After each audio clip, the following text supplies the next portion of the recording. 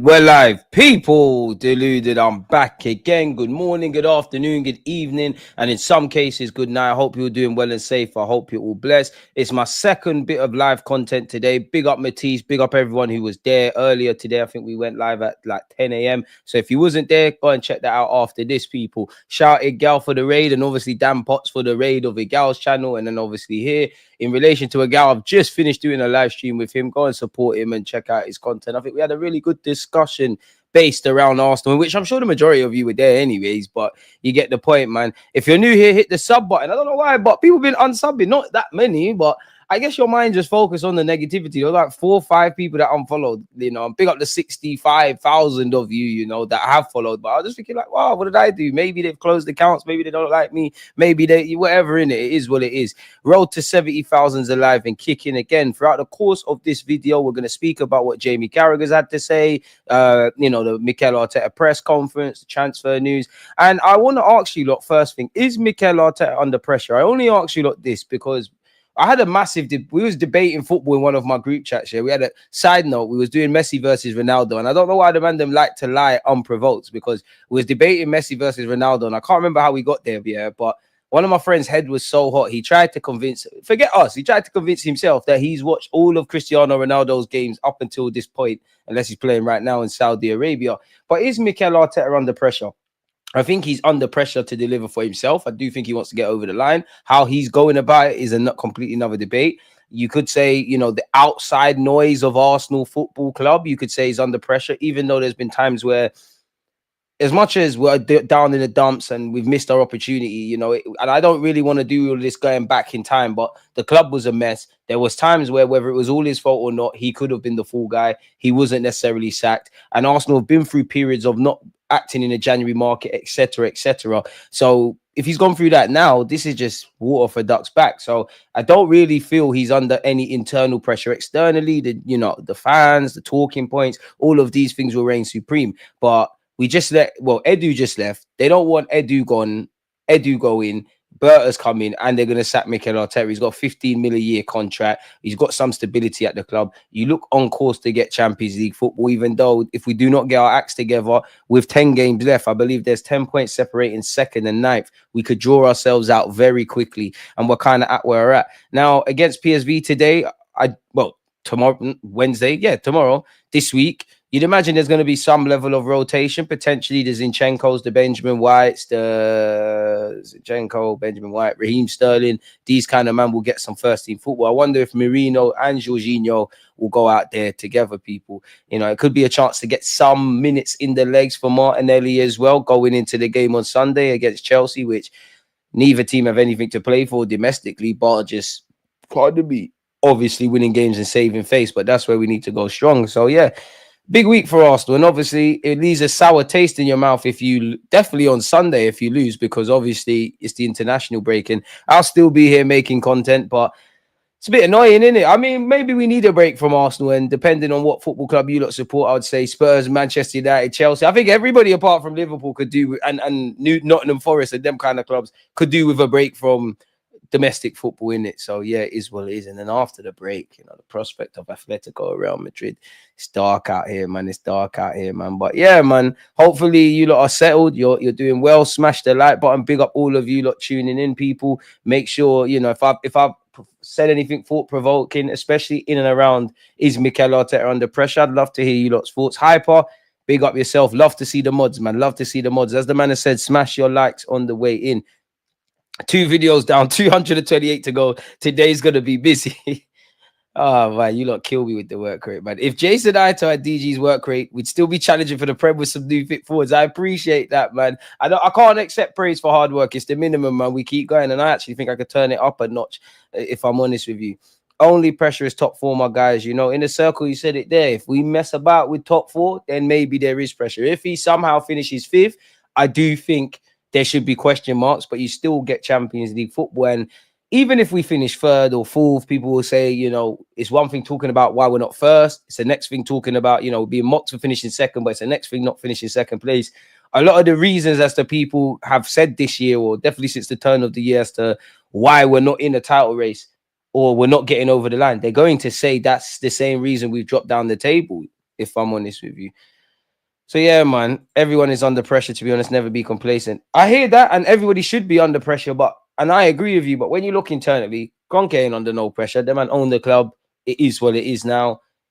You know, the people in and around the club below him, Berta's got to be under pressure to deliver, but he's just assuming it's actually going through. He's just walked in. Arteta, external pressure, potentially internally, I disagree. The players, you should be under pressure. Pressure is a privilege. And to be fair, you lot are the ones that hear the groans of the stadiums, the jubilation of the stadiums. But yeah, man, I don't really feel it's that. I do think we still got that underlingering culture of not everybody, but we have to speak in absolutes in it. Like, it is the whole club. We're kind of just happy to be here. I do think Arteta wants to get over the line. He's got other faults. I do think the players do. But collectively as a club, I do think there's an air of complacency. I do think we're happy to be here. I do think we're happy to just run from any kind of moments of adversity, injuries, red cards, etc., and kind of hide behind stuff. And fans are more than happy to dream up ideal situations or scenarios. I'm not saying all the factors have been in our control, but you're lying if you say Arsenal have controlled all the controllables. We haven't. If we signed what we needed to sign in the summer and we had these injuries, you'd say fair enough. But it's just in spite of everything. We're happy to be here. We're happy to compete. We'd like, and again, I'm speaking collectively because this is how I feel as a fan. We'd like to win. We're not dying to win. We're not dying to win trophies, and we've never done the City thing or whatever. But come on now, it's been 6 years. If we're really this good of a team and this player, Saliba's this, Saka's that, Odegaard's this, Gabriel's this, Arteta's that, stability this, at least we're not Man United and we're not Spurs and we're not doing what Chelsea's saying. What is set in stone? What is set in stone? What history has been made? But at this point, I'm saying the same thing. Thoughts on United's new stadium? I mean, when you got rats and a leaky roof, Old Trafford, you know, it's about time you got a new Trafford, isn't it? And I will say this year, Wenger was ahead of his time. Imagine we had to build a new stadium in now, or imagine this was the year we're moving into the new stadium off the back of 2 title challenges. You know, David Dean had the right idea in that we need American owners or foreign ownership if you don't want to get hung up on nationalities. Maybe we sold this to the devil or the wrong hands. And I have to thank Wenger for the stadium thing because everyone's either in talks to build a new stadium or in the process. Barcelona are doing that. Forgive me if I'm wrong. Real Madrid, I'm sure. Chelsea's situation is a bit different, but they've actively tried to do that. Manchester United have clearly done as many expansions and built United as much as you can. They're moving. Everton are moving. I could be lying about Liverpool. I'm not sure for Liverpool, but there might have been rumblings there. There's talks around Newcastle. Brentford Stadium's fairly new. Fair enough, they just touched the Prem, but you get the point in it. So they need a new stadium. And at the end of the day, I don't know how they're going to pay that off because United are in a financial situation, but bigger stadium, more bums on seats. Man United, a bit like Arsenal, neither team have been anything to scream and shout about these last few years in comparison to the late 90s, early 2000s, but need a new stadium, really. They probably built as much as they can. Be interested to see when it's complete and all of that kind of stuff. But yeah, man, that's right. No internal pressure as long as he gets Champions League. I just want the season to end. We have regressed as a team after 2 very good seasons fighting City. Berta being named Arsenal's DOF puts pressure on Arteta to win trophies next season. Does it really? Does it really? Like, Berta specifically, how does he put pressure on Mikel Arteta? Man said Arteta ring give super duper Mick a lifetime contract. I would get angry, but you know, you're a Liverpool fan. Shout out Marcel, man. This guy's a troll. He's not under pressure, but he should be. He should be out of a job in truth. Listen, for me, I'm not quite at the pitchfork stage of Arteta, but I think the glove should be off. And I do think Arteta, when you provide logic as to why he shouldn't be here, I'm not talking about the screaming and shouting, but when you provide genuine logic as to why Arteta could be sacked, I think he ain't got a leg to stand on. And I think in other situations, even getting to this point, there's times where it's not all his fault, but you could have, should have, and in other cases would have been sacked. I don't feel his position can be untouchable. Now, we all know we're not going to rip up his 15 mil a year contract after just getting a new sporting director. We're not going to rip up his contract and his coaching staff, get a new manager, or like Simeone is the one being linked, pay his compensation. So that's 15 mil a year, however much Simeone, 15 mil a year plus all of his coaching staff, assuming they don't stay, bringing in Simeone staff, paying compensation to Atletico and all of that. Saka, Saliba, Gabriel Martinelli, Gabriel Magalhaes, smash the like button, giving them new deals. And then also we got to talk about buying people for this football club. So yeah, I just don't see it happening, man. Especially because I do think there's a bit of austerity measures going on. I do think, I said it on the Gal stream, I think when you look at last season ending, how last season panned out, better yet, to the summer of last year, I think fans can be forgiven for any potential naivety to think Not saying we're going to sign bare Galacticos in the summer, but we're going to grab that striker, grab that left winger, stop having the same conversations that we're still having to this day. Whether they tried or not, they failed to deliver. That's it. Like, big up you for trying. But if you try to win, if a manager tries to win a game of football 38 times and doesn't hit the targets, whatever club he sets, he probably loses his job 9 times out of 10, doesn't he, really? So trying only goes so far. But then when you look at it, clearly we was trying, like, there was a bit of penny pinching, or there was a remit to say, listen, you're going to have a budget, but you got to rein it in a bit, and we need to get some sales. Probably why we sold players for decent prices, but we didn't replace them. It's like we stepped forward and then stepped back. Can't mistake movement for progress necessarily, man. Fans and media might want to impact pressure on MA, but KSC have got what they want. A yes man, he goes to plan. I can't disagree. Big up DG and big up Arteta's minions in the chat. Smash the likes. Also, all eyes on the Cronkies this summer when it comes to giving money for signings, and then it's up to Berta to bin players and sign players that will improve the quality of the squad. Bruno Guimaraes is a much different player than Zubimendi. I don't buy the Bruno Guimaraes rumours. We'll go over it, of course, but come on, it's going to cost top whack. I do think if Newcastle had to sell one of their players, I think they're more likely to sell Bruno Guimaraes. And listen, he'd be amazing at Arsenal. I'd love him, but it'd be nonsense. And I saw 24 hours ago he's linked with Arsenal. Ironically, he went and scored for Newcastle, so it could be mind games, man. You definitely can't compare them. But if we stop being too technical about football, they're both centre midfielders. Like, they both centre midfielders. Guimaraes can play as an 8, but he also can play as a 6. I would prefer Guimaraes. Admittedly, I think Zubimendi's mustard, and I would love him at the club, but I just think Guimaraes being Prem proven, him, pardon my language, him being a bit of a shithouser. I think he can do all the things Arteta wants, and he can tackle, he can pass, he can do things in it. I like him a lot. He probably would get a lot of yellows and potentially reds if he played for Arsenal, a bit like Joe Linton. But yeah, I just can't see it happening. It's going to cost top whack. Top whack. We just extended our stadium last year. The capacity was 56k, now 61. Yeah. Then you got that. You got Everton, if I didn't make it clear. The new stadium thing is something that everyone's going to be doing, really. Or, like in Liverpool's case, expanding and doing what you can. Is where it is, man. Football's gone down the toilet. Berta's appointment shows the board is starting to remove power from Arteta. I hear that, but really? How? Just replacing Edu. I hope Arteta's got equal power in some regards, and I hope Berta's got power in equal regards. And I hope that if there's ever, like, and I don't mean this in a bad way, because everybody can't agree on recruitment all of the time.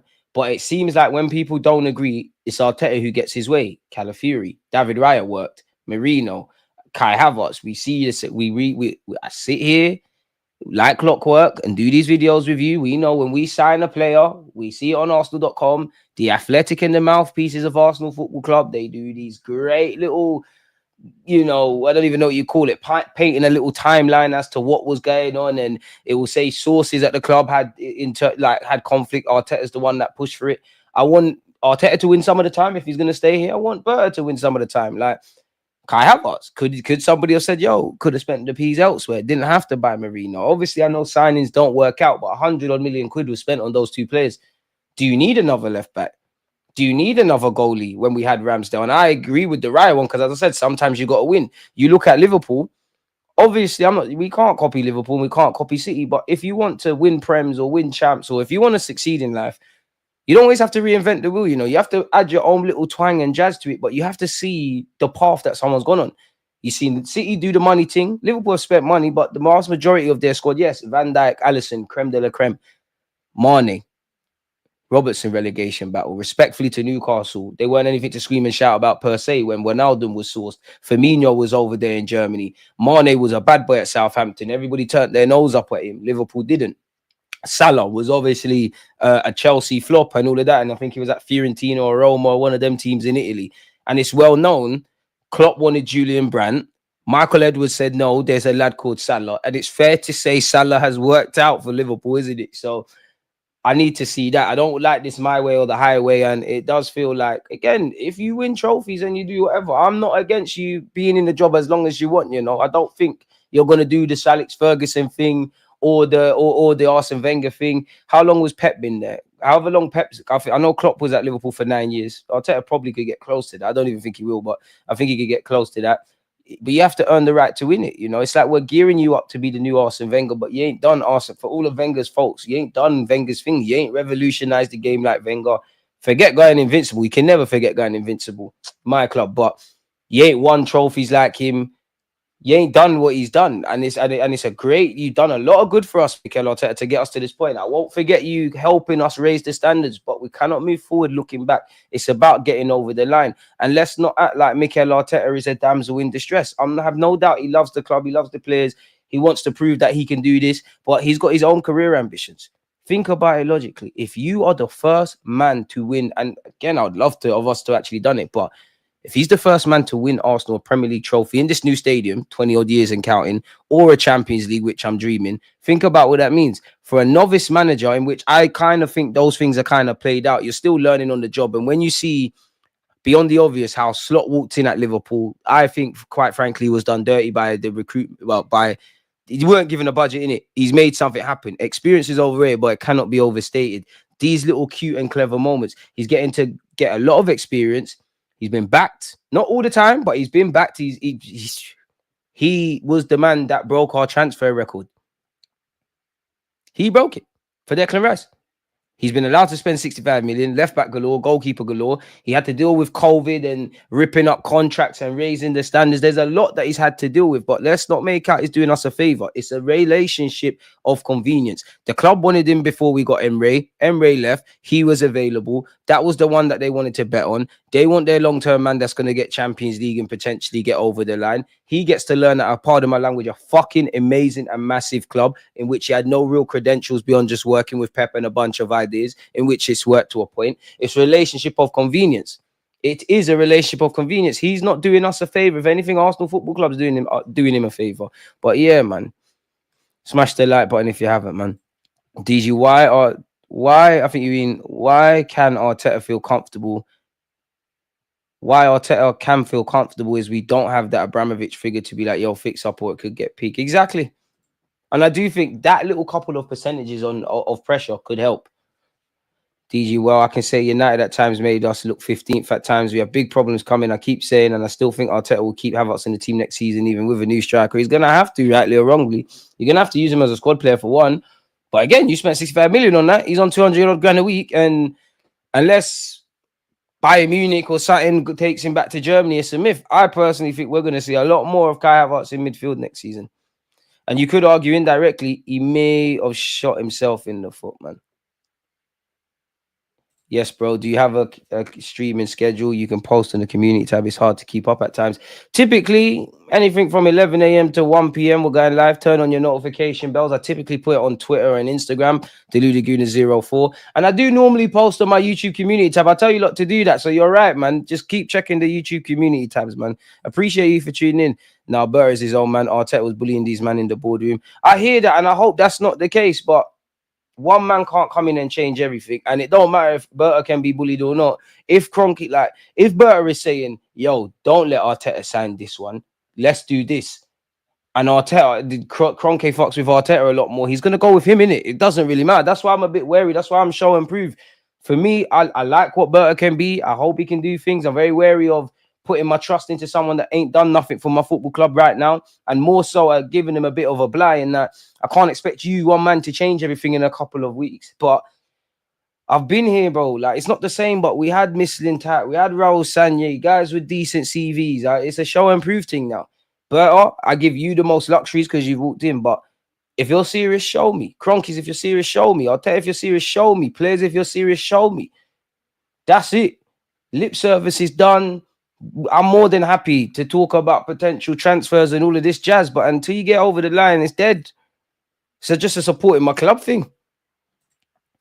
Difference between Roman and KSI. One treated it as a hobby and a vanity project, wanted trophies. Others treated it as a pure business proposition, and you see the difference in results.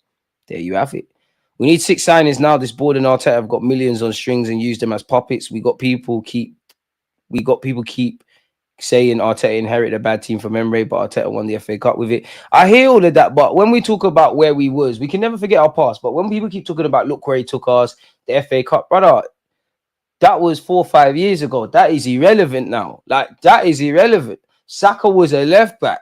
He's now in the first team. He's now a right winger. Times have changed. Bare players have walked in. Because we can say that still haven't, if we keep it 100, Xhaka still ain't been replaced. Aubameyang still ain't been replaced.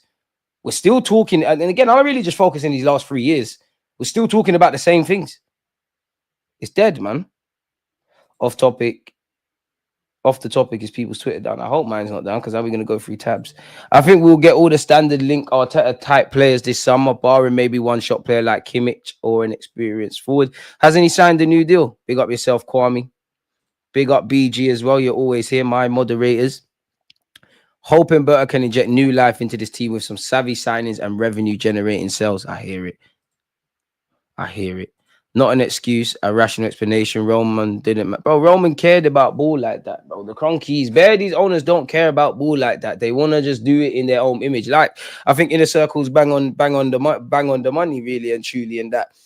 So in a nice way, it's a vanity project. City owners, they wanted to eclipse Man United, or they wanted to make another good team in Manchester. They done that. Newcastle's owners, they said Newcastle is a religiously followed club, one of the most loyal fan bases. Mike Ashley did them dirty. Let's pattern it up. Chelsea with Abramovich. Kroenke don't care like that. Spurs owners don't care like that. I do think Chelsea's owners are in the right place, heart's in the right place, but they want to do it in a kind of different way. I'm sure Tony Bloom's a very good owner. We all see what Brighton do in terms of recruitment and generating sales. But I'm not saying they would be as critical on their owner as we would be on ours. But based on the players they get, and you're seeing Caicedo sold, White, Cucurella, McAllister, they rejected a bid for Matoma, so they might be changing. But I'm sure their fans are probably saying, yo, can we hang on to a couple of these players, maybe push for Europe, etc., etc. Is what it is, man. Wenger changed English football and Arsenal's levels, but in his latter years, his stubbornness became his weakness. Even his interviews were hard to watch, and it's the same with Arteta. And if Arteta really didn't believe he'd leave, bro, Arteta likes the job. He signed a new deal. So that either tells me anything I say around the Cronkies, you don't feel the same way, or that tells me, which I'm also believing, that regardless of how I feel the owners are doing or not doing, I feel within the remit and within the context of how these lot work and what we can and can't do, I believe I can achieve whatever goals I've got. How far do we go with it then? If Arteta really wanted to win, he would have brought a striker and players with real character that would challenge him, but he's not about that life and he's too arrogant. The club has different objectives. They have told us this. Stop dreaming. They focus on trophies. They don't self-sustain, and is all they care about. Trophies is just a bonus if they happen. Unfortunately, I agree with that, bro. We need 8 players, a striker, left winger, left 8, Zubimendi, Napan, in brackets, any right wing / right 8. We're not signing the right winger, my boy. Left and right centre backups. We're not going to sign 2 defenders, my boy. Backup goalie, agreed. Kivior, Tomiyasu, Partey, Jorginho, Tini, Zinchenko, Trossard, and Jesus need to go. I don't think we're selling Jesus. He's bust his ACL. Trossard, he's got a year left on his deal. I'd have to see what's going to go on there. Tini's agreed to move back to Celtic, so he's off the wage bill. Zinchenko's got a year left. You'd imagine, beyond the obvious, 2 of the massive priorities away from new contracts and bringing in players, Trossard and Zinchenko. Berta's got to make a decision if it hasn't been made. Partey, Jorginho, Tini, as you said, they're all gone on paper. Tomiyasu's injured. You're not selling him. Kivior, it's a weird one, Kivior, because I don't mind you staying as a body, but if you want game time, you're going to have to go elsewhere kind of thing. Smash the like button.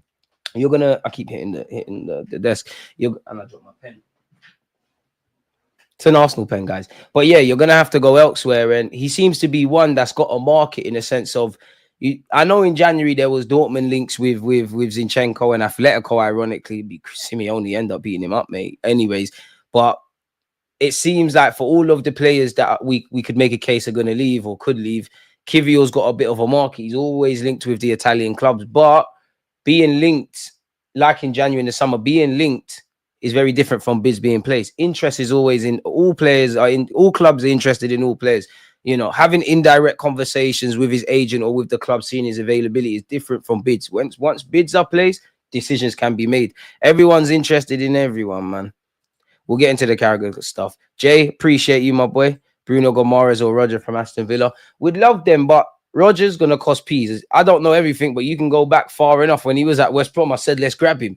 He's going to cost peas. Guimaraes, we should have bought when he was in Brazil and that. Going to cost peas. And I don't know if we're going to do that and do everything else in the market, which is why I always take it with a pinch of salt. When we're beyond the obvious, I've been naturally pessimistic anyways, but when we've been linked with Kudus and Cunha and at a time Caicedo, Douglas Luiz, Bruno Guimaraes, Isaac. I'm sure these clubs might listen and maybe even have the players might have a willingness to sign for your club and might listen to what you want to do. But at the end of the day, you need to agree bids. And everybody's got money in the Premier League, whether you've been bought from new owners or with the TV rights. Bournemouth go toe to toe with AC Milan for players. The Premier League is up there and we're getting richer. The rest are down there. So yeah, you got to pay the P's, man.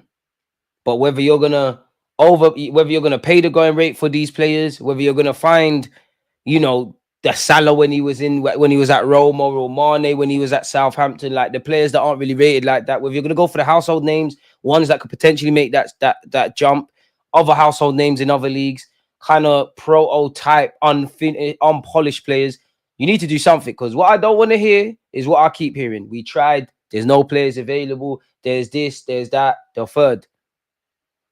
Because there was no one that could do a job more than what we've got at the moment up front or on the left. Fair enough. Or anywhere else in the squad. Do you think it's bad? It's a bad attribute that Arteta can't take the truth/advice from journalists and fans. It's a very bad quality. I wouldn't say he can't, but he does seem a bit bitchy and snappy at times. And I mean, you are human. Does seem a bit spoiled in that regards. I think you just got to take it on your chin. But I do think he's damned if you do, damned if you don't. I do think there's been plenty of times he just aired it and he's been done dirty. I don't really care that he walked out of the thingy, what do you call it, man? The press conference after the United game. But I understand emotions are high. You're not vexed. We've seen he's a very emotional man. We've seen all or nothing. I mean, for a large part of my 29 years, all I knew was Arsene Wenger, innit? And Wenger used to keep his composure, never lose his cool, even when he was feeling some sort of way. Like, the only time I've seen Wenger really peed off is like Jose Mourinho, when he pushed him in it and Jose was pissing him off for years. So I do want to see him keep a bit of composure, but, Arteta's one of them. Like, he's very excited and animated and passionate, so it's quite on brand. I wouldn't say it's a bad attribute, but because, again, I think he's damned if you do, damned if you don't. But just stand firm, man. Like, just don't let them break you in it. I'd say that, because then they don't give him nothing to talk about. We live in a day and age where Pep said something about the ball. Nobody says anything. I do think Arteta, the comments about the football were a bit mad, but then they are taken out of context, as we know happens in all sort of things with social media. Keith, big up yourself. Someone and Berta bumped heads a lot over player profiles. Berta wanted Teki, João Felix type of players, and someone wanted Trippier/Gallagher types. This ish would be good for Arsenal going forward. I mean, based on what Atletico, basically Arteta is what Arteta wants to do on steroids. So maybe they can come together in it. Pardon me. No, we don't want Napan. He's a kid. We need the finished article with personalities. All the teams that have won major honours have big personalities.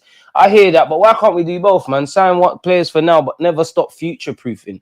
Because if you sign him for 10 million and one day he's good enough to jump in the first team, great. But if that 10 million turns into 40, sell, keep it moving. I do think we need to do a bit better at that and be a bit cute and clever with some youth recruits. And also ones that come out of our academy, man, because Kozajubri, Waters, Sosa, Amari Hutchinson, Beref, these guys are, I hate to say it, but these guys are at City or Chelsea. They at least make a 10, 20, 30 million on a couple of these. There are many more that hasn't been named. This man said sign Aubameyang. Getting a pan now because we won't be able to get him later. It wasn't Emre's squad. He won it with Wenger's squad. Aubameyang, Laka, Mustafi, Martinez. But it feels like we signed. It feels like on the grand scheme of things, there was more excitement when we was trying to sign players based in the Europa, when we was in the Europa League. Smash the like button, man. What's going on, man? 36 likes. You lot violated, man. Doesn't cost anything. If you've hit the like button, great stuff. Mods, get on the case. How comes Bayern, Madrid, and Barca can sign teenagers and give it a try, but Arsenal can't? We signed Berta due to his ability to work on tight budgets. I don't expect Rice and Havertz repeats. Rice is cool, but like, can we spend peas on the wavy players? Like nothing to do with Declan Rice. But if we're gonna spend them fees there, can it be a striker or a winger, like a match winner per se? We don't need the Havertz thing again. We need leaders and polarizing figures that have real presence and belief on and off the field, even when ish hits the fan. I don't think anyone can disagree with that. Lokonga could never produce the film Nepan has produced, even if he's playing in Vanarama. I mean, Lokonga's going to have a year left on his deal in the summer and needs to cut. We shouldn't even know names of sporting directors, but it's got so bad from a transfer perspective that we need needed a serious guy in. Glad it's Berta. He has a serious job to do this summer. Yes, he does. Arsenal may be overcompensating with developing more cojones and now need more pure footballers on the side and less still.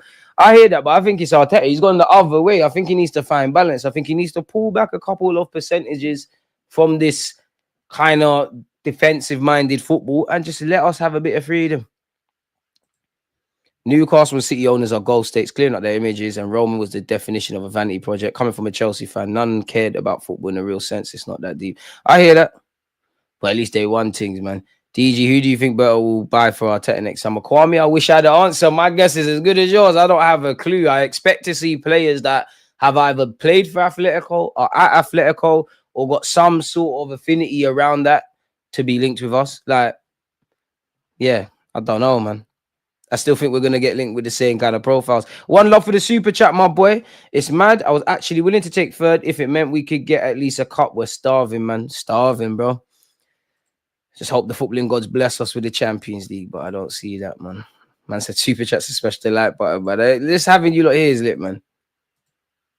It is what it is. I'm happy with Declan Rice, boy. You know what Declan Rice did at the bridge. Careful, Chelsea fan. Careful. We're not going to act like Declan Rice is the lead is an issue for us. We're not going to do that. I hope Jason Ito doesn't get a big role at Arsenal. Probably will one day, but at the moment, it's calm. All kicking the bottle at Old Trafford, yeah. Yeah. I've admired that about Wenger. Like, especially, I don't even know how to make it make sense, but like, when someone's when someone's trying to get under your skin and when someone's really disrespecting you, like, I really admire his ability to not let it phase him, if it makes sense. Like, wonderful gentleman. I couldn't be like that, though. The points I make about KSC is only based on an observation. How can you draw any other conclusion? They're not serious about winning big titles. If the stars align, then great, they think. I didn't disagree with you. Maybe that's one for the chat, but I think you're bang on the money. Hit the likes, people. Let's support the channels that are out here out of love and fandom. Appreciate it, man. Appreciate it. Give Partey and Jorginho new deals. Break the bank for Isaac. Partey's going to be on some big piece, though, man. From a finances point of view, they'd rather keep Jorginho, but I wouldn't be against giving Partey a new deal, man. Like, I don't know. Big up Zubimendi, but I just feel we're a bit too lightweight if Partey goes and you bring in Zubimendi. That's just me. This is what Arsenal have done to some fans and players. Martin Keown used to be no-nonsense winner. Now he talks soft and must be paid by the club because he now agrees with everything they do. 100%. Like, you see him over there when... Big up Keown. The game's the game. You got to get paid. But you saw him over there when the draw was made for the Champions League. And you can always see it. When dons are in the pockets of the club, they do the half... What's the saying about the glass? Like, half empty, half full, whatever it is. They play devil's advocate. They act like Arsenal could not control any of the variables or alter their fate. Like, we act like injuries are not unique, are unique to Arsenal. And we act like woe is me. And then they gaslight you by saying, oh, but you can't forget about what he did for us. We big him up. Nobody cared about what Aubameyang did for the club. As soon as it became evidently clear he needed to cut, great. As soon as it became clear for years, Wenger needed to cut. No one gave a fuck about his stadium that he helped build, all the things he done beyond being a manager, let alone revolutionize the game and be the first foreign manager to come and do this thing in the French Revolution and all that. Nobody gave a flying monkeys. Nobody cared. Nobody cared about bare things. So why do we care now? And it's not saying we don't care. We cannot forget the past. Applaud you for that. That's irrelevant now. That's irrelevant. Nobody cares about Martinelli 2 years ago got double figures because he ain't doing it now. Nobody cares. And a lot of these people, they know the truth. It's just you got to get paid. And I hear it, man. I hear it. I can't tell you how to pay your bills.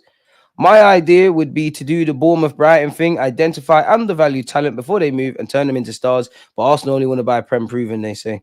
I hear it. Stop buying the shoddy ones. But they still sign wankers like Lokonga and Vieira. And that's where it gets a bit annoying when we say we have, because every sign is a risk. You could do no research or bare research and it doesn't work out. But that's where it gets annoying for me because we act like, and obviously the way we've changed our recruitment, the success to miss ratio is a lot better. But you could do all the research and it still don't bang. And it goes out the window. We say we have a particular player and we don't know which, we're not going to be scattergun when you're signing some of the duds. Because some of the duds that we got, like, you know how some people sign players and they're not good.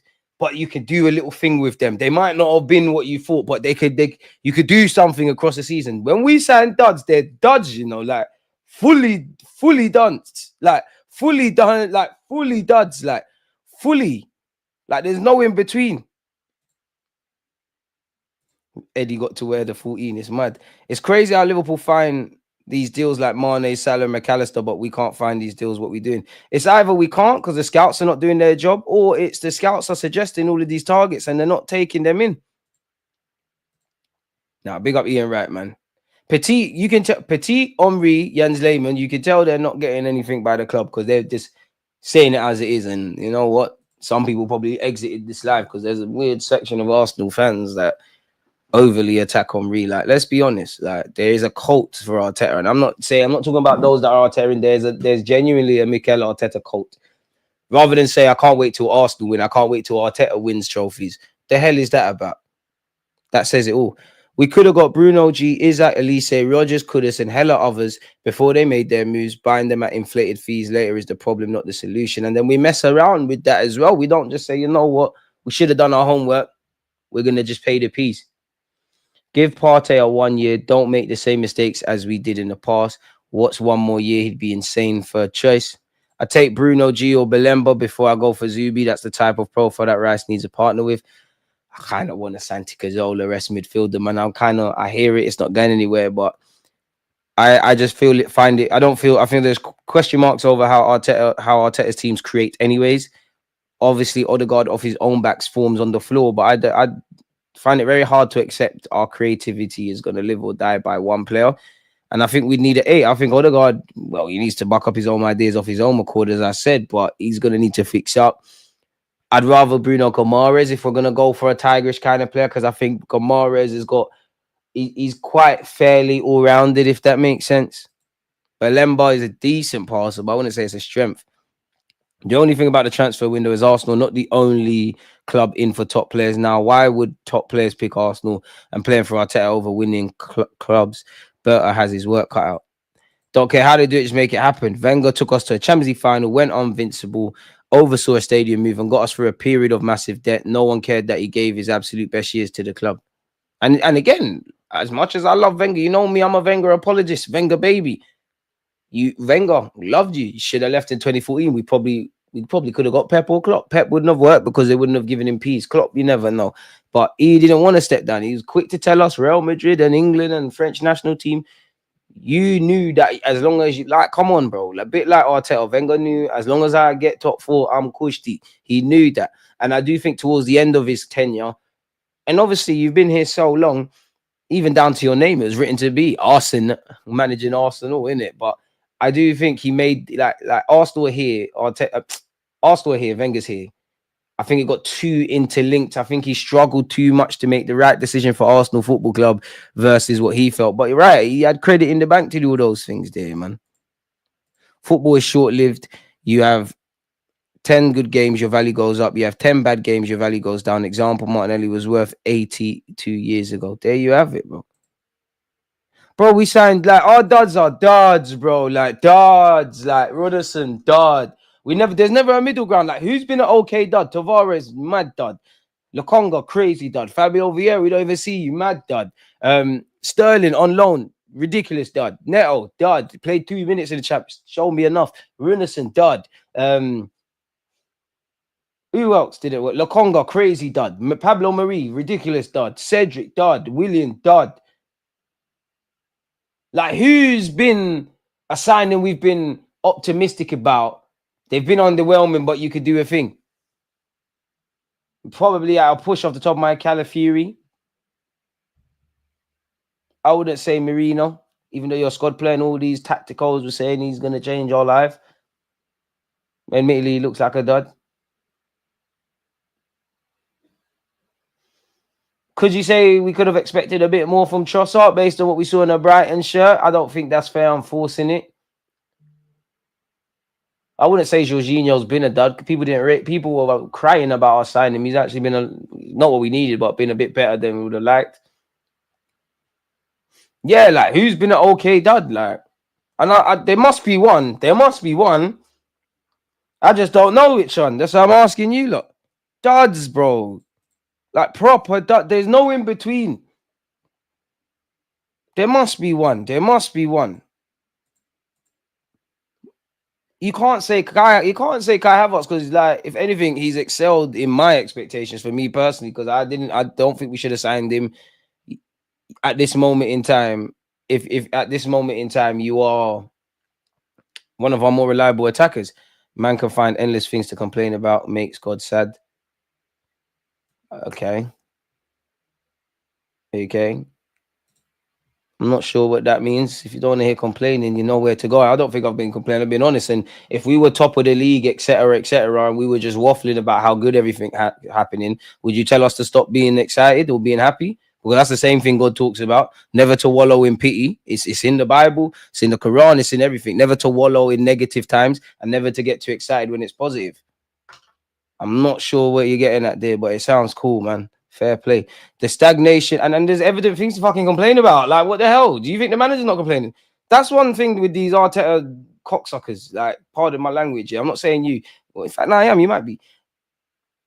You think Arteta agrees with anything? You think he respects you, look? The man himself says, I want to win trophies. I want to do this. Saliba wants to. You think Saliba cares? And we're going to get into it. You think Saliba cares about, oh my God, we finished second. Oh my God. This is the culture of this football club, unfortunately. And I'm not saying we have any divine right to win trophies or anything. We're just happy to be involved. We're not putting our best foot forward. We're half stepping. We're half moving serious. Stop chatting shit to me and trying to gaslight me. I'm not on that. There's too much theatre dons that support this football club. Too much dons that got club levels seats and all these things and enjoy caviar and strolling through, you know, gentrification Hackney on a nice sunny day with a beer and them new, you know, them baggy trousers and whatnot. Get that out of here with this, man. Not on that. Not on that. Anyways, the stagnation or regression argument is over. We have definitely regressed. Senior players are underperforming.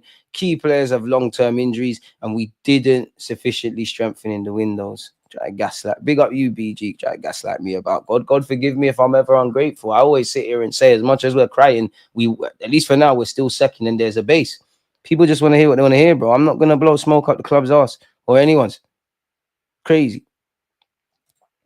Wenger and Fergie one in the same with the stubbornness to where clubs are today. They won't admit it, but they didn't want the next guys to succeed. It goes for life, innit? People want to see you do good, but never better than you. 150 viewers, only 51 likes. Sort it out, fellas and ladies, if you're out there. Socrates, bro, there's bare duds, bro. Mustafi, you know what? Mustafi actually started off all right. Remember the little unbeaten run with Mustafi? And that's why I knew, you know what, Gary Neville, you know more about football than me. I'm just an armchair YouTuber. You've won bare things at Man United and you're doing all these things. But you was gassing up Mustafi. He was gassing up that Mustafi signing. Duddery. I don't even think Havertz is. I don't think Havertz would count under what I asked because we didn't rate it from the start. I'm saying players that we were somewhat optimistic about. They ain't quite hit the heights, but they're all right. Like there's something there. Bare duds, bro. And signings go wrong. It's not always gonna happen. Nah, Pepe is a flop, bro. Pepe is a flop, but we got robbed, man. Caught DG getting to the on Talksport the other day. I wish. Big up yourself, man. Big up yourself. Appreciate Talksport for having me, and thank you to you lot, man. We're not doing a watch along tomorrow, but normal service resumes on Sunday against Chelsea, man. Come on, man. Clement, tell them you smashed the like button. The YouTube algorithm starts helping the boy out. Lick Steiner was horrible, you know. Lick Steiner was horrible. Like you could just see he was too old for Premier League football. Like he was dying on the pitch, man. Like, boy, I don't even think Kai's been awful. I wouldn't have signed Kai. I don't think we should have signed him, but you've turned out a lot better than I thought. And I think it's more damning on the club and his teammates. You're one of our top goal scorers. You're one of our more reliable players. And at least until we sign a striker, or definitely in these last 2 years, you've pulled your weight a lot more than a lot more, man. Kai Havertz, Arteta needs to give you some of his 15 million a year contract because there's still question marks. But if it was a lot worse than it is now, boy, it would have been peak. It would have been peak. It would have been peak, man. Zinchenko, Jesus, Martinelli, and Kivior must go. You're not going to see them all go. Bro, I forgot we had Lichtsteiner for a bit. We've seen some ish as Arsenal fans. Bro, like, come on, man. I give Arteta his flowers, you know what's so mad? I rate Arteta a lot more than all of these Arteta sexuals, you know, as a coach. But some of you are glorified losers, bro. Like, bare losers, bro. Some of, like, at the end of the day, no matter where you shape it, Unfortunately, if life was fair, we'd all have a lot less. And it's about winning and losing. And nothing shows that more than football. Either you win a game or you lose a game. Even when you draw, you lose or you gain something. Trophies, etc. You talking about? What are we on about, man? We've seen Marino up front. We've been relying on some kids. Yes, nobody has tried to get these players injured, but we didn't act in the market. Stop acting like. And despite all of this, we're still second. Blown out the window, the waters by Liverpool. But despite all of this, we're second. So once again, for anyone that misunderstands me, it shows that we fucking got a base here and we've done all the difficult things. I don't really care about the past, what's gone well, what's gone bad. Big up the things that went well. Learn from the things that went wrong. End of the day, we're second. How are we gonna get to the next level? That's all I care about. And I bet you any money that's all Arteta wants to know. I bet you any money that's all the players want to know. You lot are there, they're on some idiot thing. It's because some of you speak, you lot could walk in on your missus cheating on you and they're like, oh, at least you used a condom. Like, what the fuck, man? The hell out of here, man. Come on, bro. Come on, man. Regressed on our most injury-prone season under him. Some people just make no sense and love to complain. Bad season. We bounce back again next season. Arteta has shown us to be a top coach. He is a top coach. Now it's about getting over the line. I do think these injuries, some of it is self-inflicted by not signing people. And we were probably owed this because we ran people into the ground. We have kicked it. There's no way around it. We can't act like it's a woe is me thing. We've kicked problems up the road, and there's no more kicking to be done. And as much as I agree with Arteta being a top coach, it's irrelevant. Top coaches get sacked all the time. Everybody's seen Jose sacked. He didn't get sacked, but everyone saw Pep leave. Everyone's seen Conte sacked. Everyone's seen Carlo sacked. Being a top coach don't mean nothing. We're not lucky to have him. He's a good coach. Big up you, Arteta. You've got a lot wrong. You've also got a lot right. And I admire some of the things where you've had to stand tall and double down on your principles. But that's about it. We are doing you a favor, managing this beautiful football club. We have regressed. Even if we cut the crap and stop hiding behind injuries, when everybody was fit, there's still issues around low blocks, around defensive mistakes. Even I don't care what the clean sheets say. I said from the beginning, I think we've dropped off a level defensively. Clearly, there's issues in the final third. And I don't think it's as simple as you get a new left wing and a striker and all our problems are solved. We'll score more goals. But until Arteta rests a lot on the coaching front, I promise you we'll still say the same things. A lot of you watch these games, not saying you, Ash, by the way, or Ash. A lot of people watch things via blinkered things. It's not making sense. You don't love the club. You love your loyalty, your ideologies, and your confirmation bias. See what's in front of you.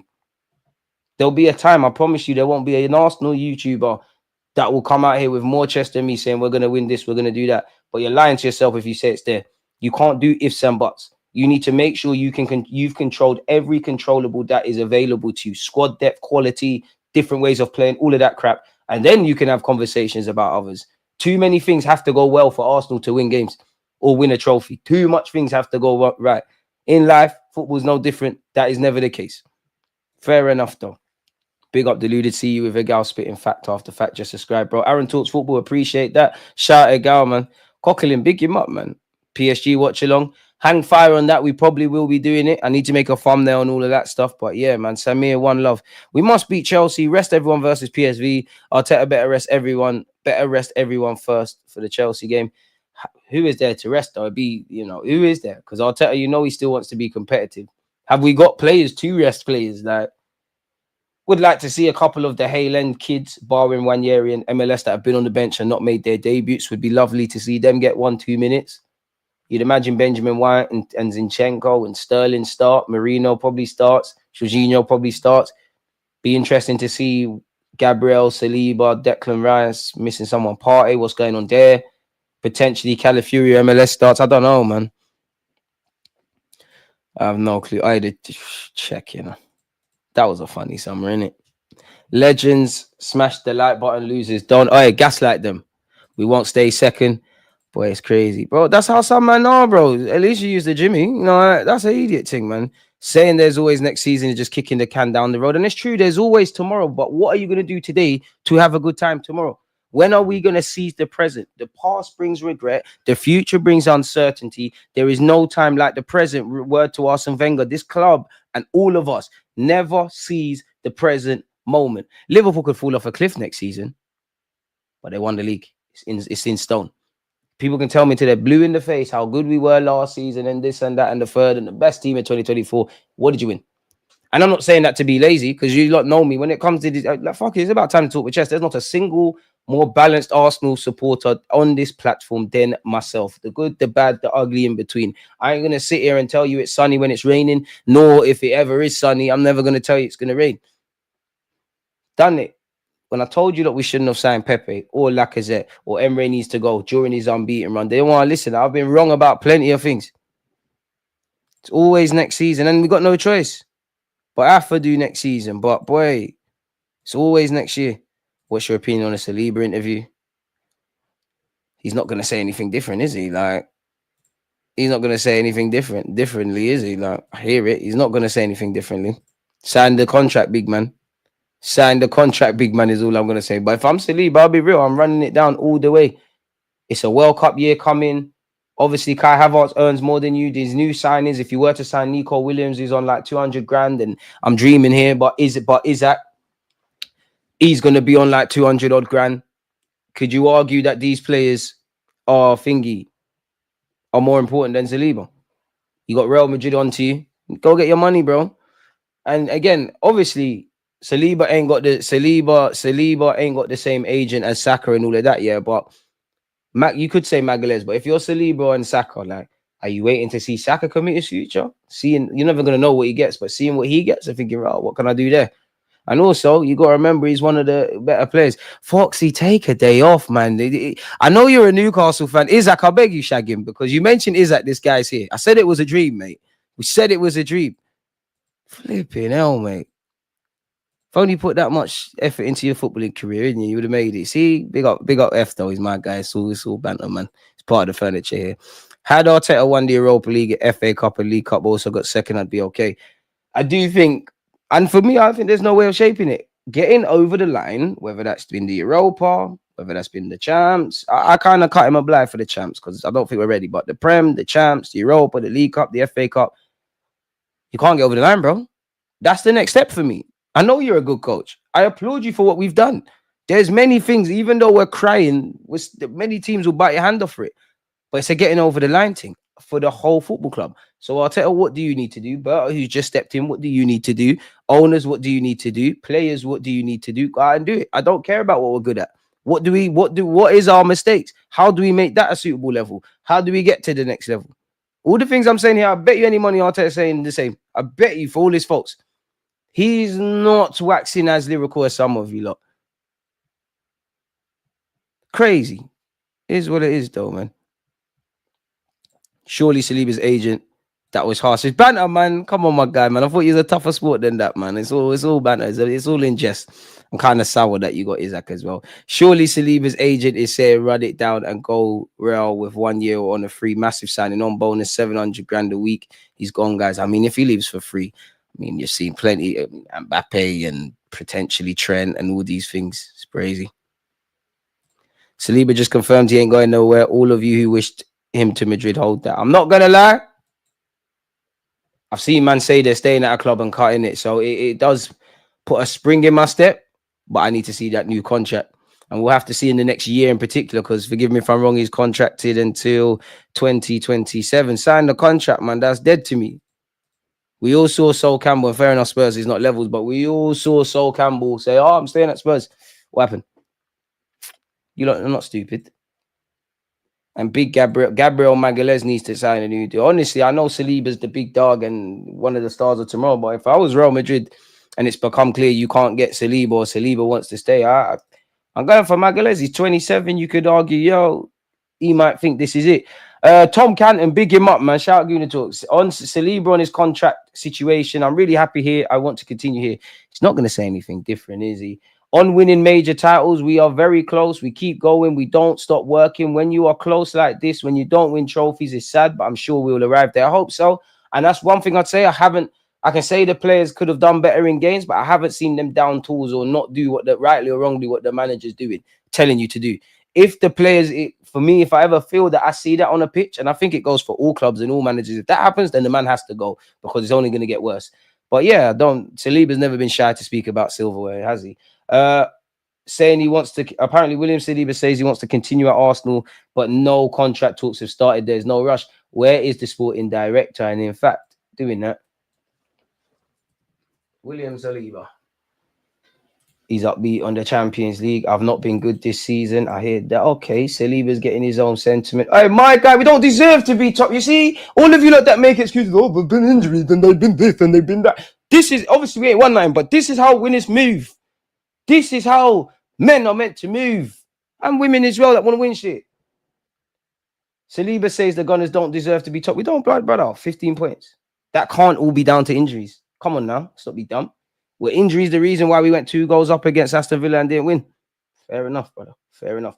If Liverpool are first, it's because they did something that we didn't do. Of course, there's a big gap. We have to keep going. They are so good as well. I think this season we don't deserve to be top. We have to keep going. We are second there. We are second, and there's the Champions League as well. We'll continue to push. My guy, man, front up to the music. None of this making excuses. Saliba says he wants to stay and win trophies at Arsenal, as leaving before them would see the fans forget about it. All right, my guy. All right, sign the deal. You got to be. Don't do this to me. I've seen Henry leave, Fabregas leave, Vieira leave, Berta retire, Wenger retire. Yeah, don't. I'm not going to believe you. My heart can't believe you, Saliba, until you sign a new deal. But, bro, yeah. The French centre-back has been a mainstay of the defence for the past 3 years, but his 4-year deal expires in the summer of 2024. Why weren't there an option of a 5th? You extend that, it gives us another year of wiggle room. It's easy for me to say I'm not on the ground, never negotiated a contract in it, but you get the point. Not yet, because there is some years left. There's no rush at the minute. There is, bro. I'm happy here. That's it. Happiness is subjective. Some people have been in long-term relationship for years, woke up one day and said either to their husband or wife, I'm leaving. These things happen. I'm happy here. That's it. I want to win big things with Arsenal. If you leave this club without winning anything, the fans will forget about you. I want to win big things here. No, you don't remember you were the best team in 2024 and we were so good. 121 appearances. I want to one day be the best defender in the world. I know I have to work a lot and to win trophies as well, but that's my dream. I think I'm not so far, but I'm not at the best at the moment, because for me this season I have not been so good, which is true. I think part of it is the high expectations you set the previous 2 years. I think it was good against United, and I still think you're playing to a suitable level, but you are kind of a shadow of your former self, and it's not the same. But when I've heard, obviously Odegaard's been a lot worse than Saliba, but Saliba and Odegaard, 2 of our key players, they've kind of said language and rhetoric like this. It's a bit, I don't really want to hear that, if that makes sense. Not that I don't want to hear it, but yeah, it's not rosy, is it, man? It's not rosy. Yeah, you will have to review. I have to work on my game, but this season I've not been good. I have to watch especially my partner, Gabriel, who has been so good this season. There are a few defenders better than me, but of course I have to focus on myself and work more. Saliba is yet to win a trophy with Arsenal. The Champions League is Arsenal's only realistic chance of silverware. Realistic, you know. They have 1 foot in the quarterfinal after winning 7-1 against PSV in the first leg, but they trail Liverpool in the Premier League by 15 points after 3 games without a win. And if that continues, 3 games without a win, we can draw ourselves out into this top 4 battle. I'm being so serious. Anywho, Saliba said he's not been good. I think this is the same thing.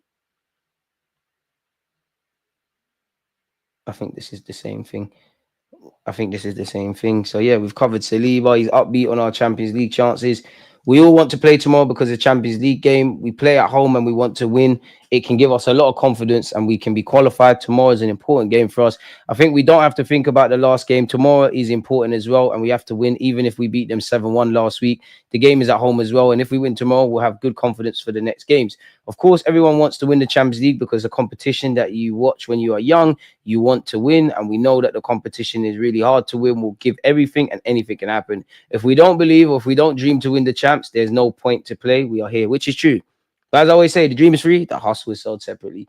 This season, with the new format, it was not easy to be qualified. Now we won the first game. Tomorrow we have a chance to win again and to be qualified.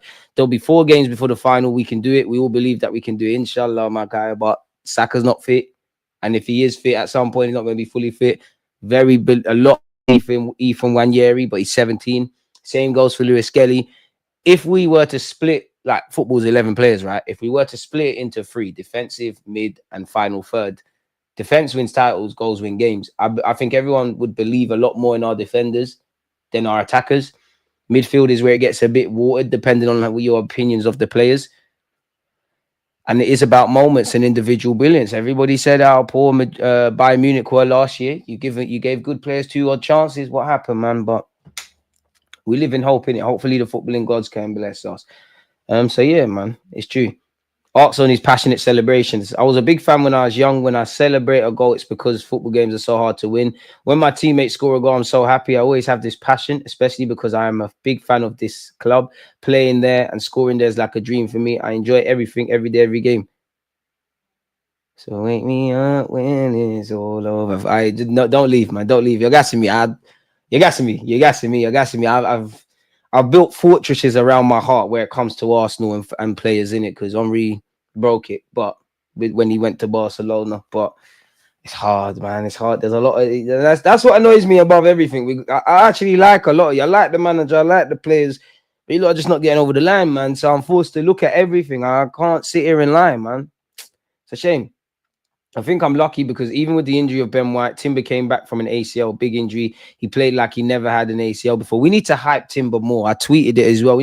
All he does is read his Bible and just play good football. And as I said, it's refreshing. Like, obviously, people can have bad games, but Saliba does his job, Gabriel does his job, Ben White does his job, Timber does his job, Raya does his job, but from the free kick, does his job. Rice knows what he's on. Saka, when fit, does his job. Lewis Skelly and Wanyeri do their jobs. Other than that, I don't know. I want to say that about all of our players, man. So yeah, we are lucky. He is so good. We are lucky to have him. And yeah, man, big up Saliba on that one. Big up Saliba on that one. Let's keep it moving, people. Yeah, he said there was no rush. Arteta on the title race, banter. We are going to carry on fighting to try to win every game, which is the only thing that we can do at the moment, because certainly it doesn't depend on us. That question was very predictable, by the way. True. At least you're smiling now. Last time he was asked, it was vexed. On team news, everyone who finished the game against United with no issues, so I expect the same players to be available. On the title race, we're going to carry on trying to fight and win every game. On Raheem Sterling potentially starting tomorrow, I'll decide that tomorrow. On the new sporting director, the best one for me, the ownership, the board, everyone is aligned. This is the right person to take us to the next level. That's the most important. On Zinchenko playing in midfield, he's very good with the options that we have. We believe it's a position that he can help. It's a position that he can help him. It suits him. He's played there before. He can really fit there. He's adapted well in training. I'm not sure about that part, but yeah, man. Is there anything of note? We've gone over the team news. There's no need to talk about the draw against Man United anymore. On rotations, it's unique, but it's also understanding how the game was played a week ago and the fact that everything went in the right direction for us from the beginning. We're going to have to earn the right tomorrow to go in the same direction, so we're fully focused on that. On what we can do to improve chance creation, which, yeah, you can put as many strikers and wingers as you want. That needs to improve, or we're going to have the same conversations, but who don't hear must feel. There's always improvement. And from the other day, we already talked about a lot of situations that we could have done better because the situations are there. It's about execution in football, and that's why you can do X. And my job is to give the players as many tools as possible, reassurance and confidence that we can deliver again. On whether it's realistic that we can win the champs. I mean, I don't understand the question, because are Arsenal the favourites? No, when you have PSG, Real Madrid, Barcelona, Atletico, Liverpool, etc. But if you're in it, you have a statistical chance. And I guess winning it is one thing, holding the silverware, but also another way of winning it is just to stand up, to be counted and react in adversity and show your unique qualities that got you to the knockout stages. Mikel Arteta, if you want to walk out of press conferences, employ me, man. I'm more than happy to talk foolishness to Sky Sports and whatnot. I've learned from the best of them. It's a competition that we put in a lot of enthusiasm, a lot of energy. We're very consistent, and winning tomorrow puts us in a very good position. We've gone over the title thing. On if he would bet on us to win the Champions League, Premier League, of course, Banner is going to say yes. On how he'll convince his players that the fight is still on both fronts. We're talking about tomorrow's game and the Champions League. That's all. On whether he would rather win the Prem or the Champs, brother, you ain't got the choice for that. But I would pick Champs. But yeah, I'm very lucky because I don't have to choose. You can't choose. Nobody has put me in that situation. We have 4 competitions at the start of the season. We go for 4 of them and see what we get. Well, we went out to semi-finals and crumbled against Newcastle. We went out to 10 Men United, where it shouldn't have went to penalties. Champions League, you're still in it. Premier League, you're 15 points off. He says it there himself. On being happy, we're second in the league and quarterfinals in the champs. Somebody said that. I don't know. That's for someone to understand and to put that. If someone was to say that with the injuries that we had, with the 5 red cards and everything that's going on, probably, but I don't know. Everyone has different opinions. We have to respect that. Okay. On if there's extra pressure to win this competition. Ironically, I don't think so. Maybe externally for people that will write headlines, but I don't think so. It's just not to get embarrassed. If you can win it, win it. But I don't think any else. I think Arsenal fans are more peed off about the league owing to the last 3 years, including now. And probably the league and FA Cups because of how we went out to United and how we performed across 2 legs. Champions League, you but Real Madrid, it is what it is. It's the demands that we put on every competition that we play. It's not adding pressure. It's the reality of where we are and what we want to deliver. And we are very much conscious that the demands of this football club are to reach the highest level and to win those competitions. And if it would be a disappointment to finish the season without silverware, we're not there yet. And I think the way I describe failure would be very different, maybe to yours or someone else's. On how he would describe failure, that's for me to know. You see, the language has changed from very bullish, it's changed. That's an idiot thing, Mikel Arteta. It is failure. It is failure. Of course, silverware is not the only between winning and losing, and we can break down sport and all of that and whatnot and on a serious note, but it is failure, bro. You said the reality is we should be winning these things. It is failure. And if you're not going to say what it is to describe as failure, you're open yourself up for criticism. It's nonsense, bro. I don't even care about the concentration thing. I'll be real. We've gone over Zinni in midfield. On having just one game this month after tomorrow, we knew after the period since the last internationals in November and the amount of games that we had to play, a lot of players will go on the international duty after the Chelsea game. And after that, it's the final sprint. On if he'll discuss Zinchenko's future this summer. I do that with every player before we finalize the season, if possible, if we have time to do that. So everybody's clear on expectations from each other, clarity about how we're feeling about each other and how that relationship can continue is the best thing. And other things to do and discuss. I'm certainly going to have that discussion with all of them. That's great.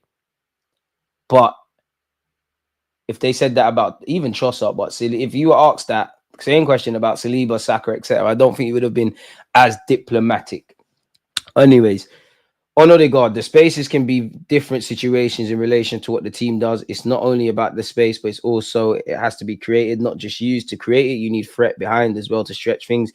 You need players that can fix more than one opponent as well. I think it's very important to create spaces. There are various ways. We have different profiles of player. Unfortunately, we're missing some of them, but they're constantly adapting and willing to evolve the team. On not bringing Sterling on against United, it's the same. Well, I mean, bro, ain't no one trying to hear about Sterling. We do miss Ben White. It'd be nice to see him get some minutes. I'll tell you, you're going to do the diplomatic thing here about Nathan Butler. It'd be nice to see. I don't think the Haylenders are going to start, but it'd be nice to see them get some minutes of some sort, people. Moving on away from that, we all know Andrea Berta is set to join Arsenal as the club's new sporting director. The 53-year-old Italian left Atletico Madrid in January and has 12 years of vast experience in Atletico Madrid. So I hope you're actually beginning work now when you've actually started. We're just waiting on an announcement. But yeah, it is what it is, man, in that regard. The Daily Mail came out with something. Arsenal's new sporting director, transfer genius whose influence on Simeone built Atletico Madrid into title winners and once slapped a Man City coach. Okay, you're on crud. Okay. You're on slapping news. Okay. Harlan, watch out when we buck you lot again. You know, we got demons. Where is the bulk of this? He left the Spanish club still with a reputation of being a polished professional who made more right calls than wrong, never sought the spotlight, and whose prints are on Atletico's most recent league title in 2021, as well as their spectacular transfer business last summer. For that paragraph alone, beyond the obvious, I want you to do well. We're all aware of the signings you made. We're all aware that Atletico Madrid are not the big boys in Spain. It's typically Barca or Real Madrid, but they've still managed to achieve success. Berta played his part in the club's impressive business last summer, although by this point, he was no longer the sole authority plotting the club's ins and outs over a steak dinner with Simeone and club director general Angel Guimaraes. It was that modernization of Atletico's structure that made him want to move on after more than 11 years in the capital. He'll arrive in North London with recruitment, the absolute top priority for the club that is inching towards 5 years since its last trophy, and has seen its third successive Premier League title challenge slip away, this time almost exclusively due to the lack of investment in forwards. Not just that, but highlight. You bringing Simeone with you? Okay, so what's going on?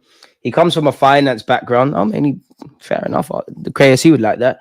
He worked in one of Italy's largest banks, but there was always a passion for football. He put together several amateur teams in Brescia, where his talent caught the eye of local businessman Tommaso Gherardi, who owned fourth-tier club Carpendolo and took him as sporting director. Then he ended up at Parma. Apparently in 2013, he met Atletico's Gil through a mutual contact, the super agent George Mendes. First, he advised Gil on potential signings from the Italian market. Then in 2014, 2014, he became the club's international scout, before in 2017 officially taking the role of sporting director. Why can't we just cut to the bulk of it?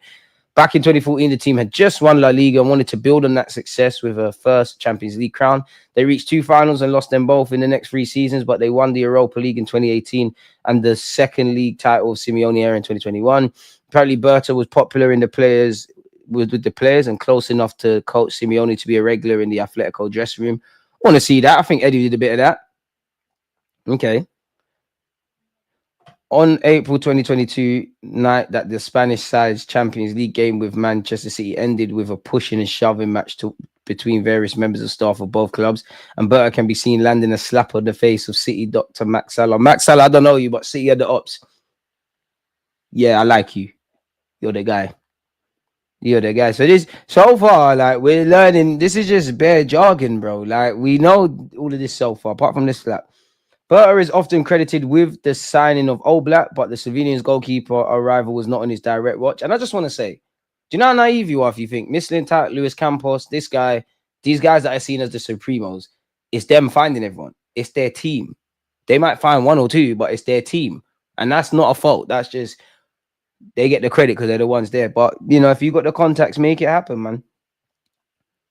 He can't be blamed for the disastrous recruitment of João Felix for a club record 106.5 million in 2019, because the deal was the result of Felix's agent Mendes and his relationship with Gil. And although Berta is criticised in Spain for the signing of then 18-year-old Arthur Vermeeren for 16.7 million from Royal Antwerp in 2014, we all know Simeone didn't play him too much, people. The capture of the player who has since been sold to Leipzig was very much a team effort under the control of Carlos Buquero, who had in effect been brought in over Berta to manage the club's policy. In January 2024, a former agent, Buquero, a former agent who had worked closely with Mendes, joined the club. Atletico felt the wage bill needed to be brought under control, blah, blah, blah. Okay, we hear that. So it just seems like essentially they were going in a different direction. At Arsenal, the recruitment policy is hardly a straightforward task either. Arteta plays a pivotal role in transfers, while there's also input from above from Vice Chair Tim Lewis and Managing Director Richard Garlick. Berta replaces interim sporting director Jason Naito, who saw the club through a tricky January transfer window, which ended with them concluding there was no option available to supplant a decimated forward line, a choice that immediately proved costly when Kai Havertz was ruled out for a season. We all know he was the number 2 in it. So, yeah, and we all know he's been doing English lessons. So, yeah, he's got a bunch of experience. Come do your thing for us, my guy. Simple as that. In relation to the Premier League title, we all know Liverpool are 15 points clear. Liverpool need another 16 points out of 27 that's available across the 9 games to secure their second Premier League title. That'd give them 86 points out of reach of their nearest rivals, Arsenal, because even if the Gunners won their 10 remaining matches, they could only get 85 points. The earliest they could win it is the 12th. This is the event that Liverpool win their next 2 matches, Everton and Fulham, while Arsenal lose to Chelsea, Fulham and Everton before dropping points on the 12th. Boy, fair enough, man. Fair enough. Arsenal received a huge boost in their quest of Vlahovic, with a report revealing that the Gunners could get the Juventus striker for just 25 million as interest from 5 Premier League clubs also comes to light. I respect it. Still linking us with Vlahovic. His contract is running down. He's someone that's name's always going to get thrown. You know, all you got to do is say Arsenal interested in Vlahovic, Osimhen, Gyökeres, Sesko, or Isak, and keep it moving. Could be available for a crap price. I don't think the club are keen on him, but it wouldn't surprise me if he's on a lot of club shortlists. Juventus are open to letting him go, but also offering him a new deal. But they want the striker to accept a salary that is lower than his 215 grand a week wages. If he was to sign for Arsenal, why on God's green earth would you take a wage cut? It's not going to make sense. And apparently we asked about his signature in January, and we remain keen on a summer deal. Manchester United are also being linked. We'll have to see how that goes. What's this? Arsenal are plotting a potential big money move to sign Bruno Guimaraes ahead of the summer transfer window. I'm acting like I can't read. We all know we'd love Isak. Probably more realistic to get Guimaraes. You're not going to get either one. Guimaraes has emerged as one of the key targets to strengthen in midfield and is very highly rated at the Emirates and could capitalize on their financial difficulties to complete a deal. The financial situation at St. James's Park is unclear ahead of the summer transfer window. Admittedly, there's equally reports that say Newcastle are in great financial health for ones like this. After their spending was heavily restricted by PSR rules in the last 3 windows. But the PSR issues at Newcastle could play a part. Sorry, Guimaraes is one Arsenal have been considering. The PSR issues at Newcastle could play a part if they're struggling to spend money. On paper, Newcastle do not want to lose any of their top players this summer, and he loves Newcastle. You'd think he's a Geordie, a Brazilian Geordie of sorts. They want to keep him at the club and build around them to become a top side. But if they're limited in their spending, they won't be able to build around those players. If it means cashing in on a major player to strengthen the rest of the squad, they could be forced into it. In any case, it would take a lot of money to get a deal done. Guimaraes is one of those players who would fit into most teams in the country. He would slot in nicely alongside Declan Rice at Arsenal, who I think is a Rolls Royce, and create a real formidable midfield. They're going to be looking at winning the league next year and would provide some solid foundations on top of what is really a good defensive unit. You'd rather sell him abroad. I reckon he's more likely to go City, people. But there you have it. Vlahovic is still being linked with Arsenal. I'm bored of going over that. I'm not going to bore you lot. Gyökeres is eyeing a move to Liverpool, City or Arsenal in the transfer window. Allegedly, according to reports from Portugal, he favours a move to the Premier League and he has a preference of joining these clubs. City, they got Haaland, lad. He's contracted until 2028. We all know about the release clause. Apparently, Sporting are already settling a 70 million euros price tag despite his 100 million euros release clause. The report states the price could increase if there's a battle involving 2 or more clubs naturally. Liverpool, City and Arsenal are preferred by the Sweden international ahead of other clubs in the Premier League. Earlier reports claimed Man United were interested, but there's no mention of him. He's also linked with Real Madrid, Barcelona, Bayern Munich and PSG. PSG need a striker. Bayern, really, with Kane. Barcelona, I'm not sure. Real Madrid, sounds like nonsense to me. We're linked with Marcus Thuram. Very much silly season. Very much silly season. I like Marcus Thuram, but I don't think he's the one for us, if I'm honest with you. He's got a 70 million release clause. Second Inter player to be linked with us in as many days as well, when you think about it, to go back to Lautaro Martinez. Yeah, I think Roy Keane was bang on the money in that there's no evidence. I expect Arsenal to be challenging. That has to be the minimum, but there's no guarantee. And I do think, Jamie Carragher, I'm not going to go over this, but I do think, lack of a striker is not the issue. It's a lack of creativity. I think both are an issue. I think it's a cheap way of copping out. Arsenal are investigating inappropriate comments allegedly made by supporters towards Liverpool's Tyler Hines during the two sides FA Cup quarter-final on Sunday, in which, we hope those individuals are found. We don't want our game of football being used for nonsense. Arsenal are plotting a move to sign Guimaraes this summer. Yeah, right. Believe it when I see it. Once again, we've gone over the Thuram stuff. Bayern Munich will not stand in the way of a departure for Harry Kane if a club triggers his 67 million release clause this summer. Arsenal, United and Spurs would all be interested. Bologna striker Santiago Castro has caught the attention of Arsenal ahead of a potential summer move. Manchester City are actively monitoring Real Madrid midfielder Camavinga ahead of a potential summer transfer. I'd be all over him if I'm honest. Man United are considering a move for Porto's 20-year-old striker Samu, who has a release clause of 84 million. He was linked with us as well. That's the only reason he's there. Ademola Lookman is expected to leave Atalanta this summer. He's open to a Premier League return amid links to Chelsea and Arsenal. Newcastle and Arsenal are competing to sign 80 million euro rated Hugo Ekitike, people, who could be the second kind of key player to leave Frankfurt after Marmoush in January. Arsenal are also interested in Ekitike, but are yet to make any concrete approach. Unlike Newcastle, however, Andrea Berta's impending arrival as sporting director could change matters, and the Gunners could then begin making progress on their summer targets. Newcastle would be willing to meet Frankfurt's asking price in the event of a sale for Alexander Isak, people. What's this? Inaki Pena is looking to get out of Barca, presenting Arsenal with a brilliant solution to the goalkeeping problem. I mean, he could be the number 2. Manchester City, as well as Manchester City, Manchester United, and Arsenal, as well as Barcelona, have all been linked with Espanyol's Garcia. We're going to have to sort out the goalkeeping situation, people. So it'll be interesting. What's Romano said here about Semenyo, who said the Emirates is his favourite ground to play at. Bournemouth naturally want to hold on to not only their manager, but the Kluiverts, the Heinsens, the Kerkeses, the Semenyos. I think Kerkes is gone. I've got no evidence of this, but I think Liverpool are going to go get you. I think Heidson with his release clause could be on the move. I think if Spurs get rid of Postecoglou, you got a face to keep hold. You got a real fight, to keep hold of Areola. And Bournemouth are doing great stuff. I think they're probably on form. They're probably one of the most entertaining teams, and definitely when it comes to pressing, one of the best impressive pressing sides this season.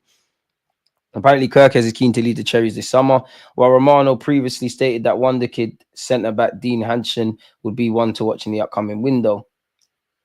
Liverpool spearheaded by former Bournemouth director Richard Hughes, Chelsea and Man United have been associated with the defensive pair. Fair enough. Kirkes, Heinsohn, Semenyo, many Bournemouth players are attracting interest, but I don't think they will sell 3 or 4 players. Semenyo has a chance to go as interest is there, but it's not something guaranteed as the club will try to fight to keep him. And yeah, the Vlahovic thing won't go away, man, which is, as you've seen, has unfortunately been a consistent theme. 81 likes. Can we get to 100, folks? You're like, boy in it, man. But that seems to be all of that. Should we have one more little spin of Arsenal-related news? Type in Arsenal there, see what comes up. Oh, why am I going to images? There's definitely nothing to come up. The Toro Martinez bullshit again. Pardon my French.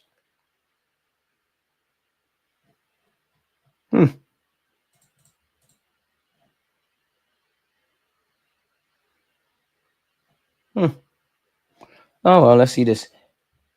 Also plotting a move to sign Toro Martinez as they prioritize the signing of a new striker this summer. I don't believe that. I mean, it's easy to link us with every striker on the planet, really, for various reasons.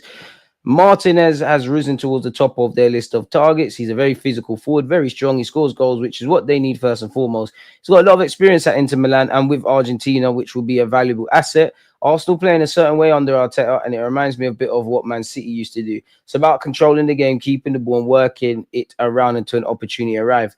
But until City brought in Haaland, there would be games where they would be going side to side without having that player who they could look for in the box.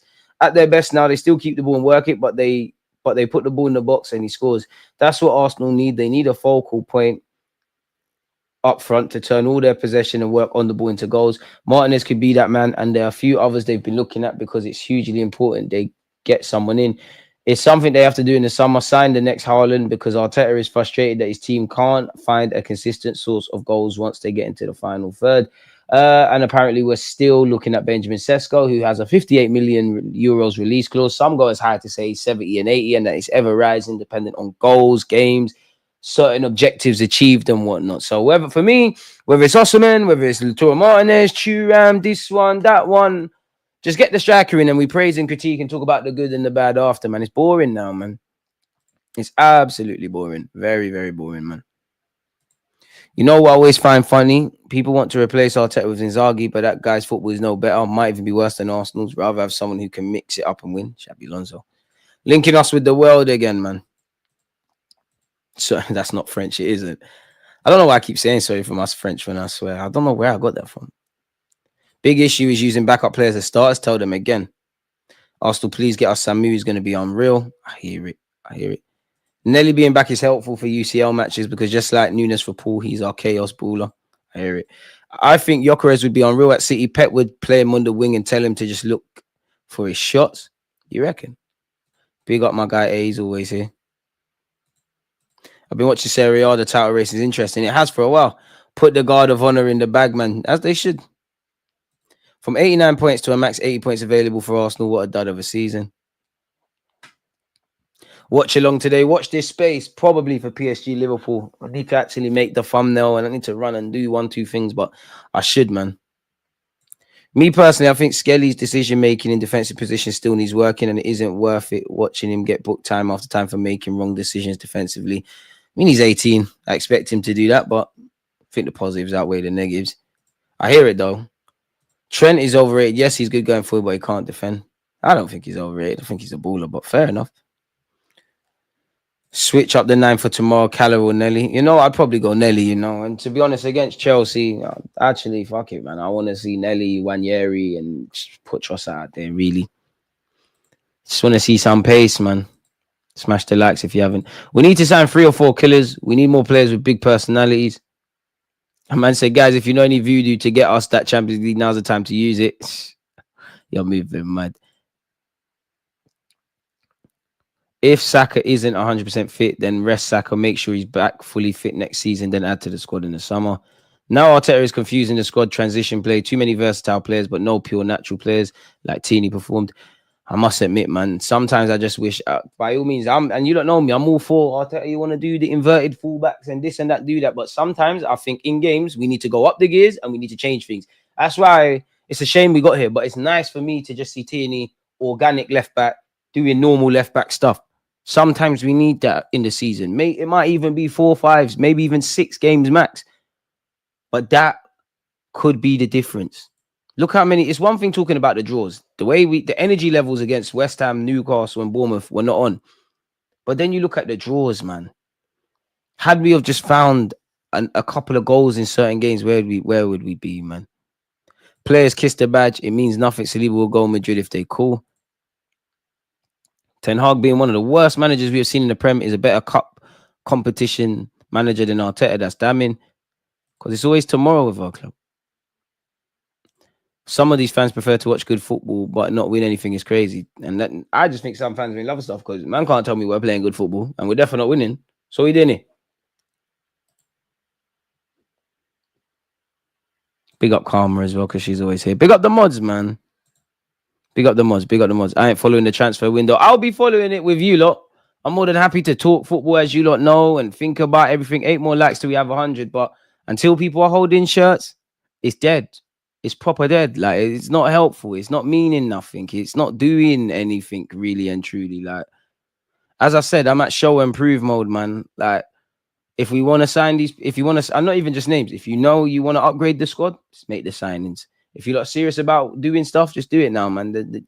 We've gone back now into the lip service phase at this football club where there's a lot of chatting and not enough delivering. So you can fool some of the people some of the time. Well, hell, Arteta sexuals can be fooled all the time. And actually, Arteta haters as well. Big up you lot on Twitch.